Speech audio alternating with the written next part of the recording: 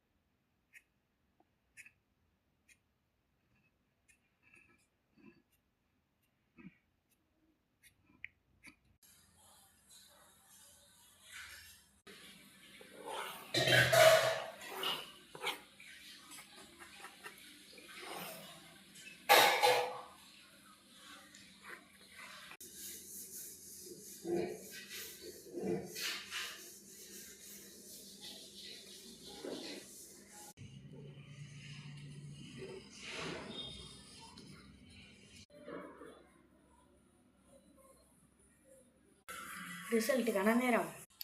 யாரும் பார்த்து சிரிக்காதீங்க. இதாண்ணா எப்படி இருக்கு பார்த்து கமெண்ட்டில் சொல்லுங்கள். அடுத்து நான் என்ன வரைகிறதுன்னு சொல்லுங்கள்.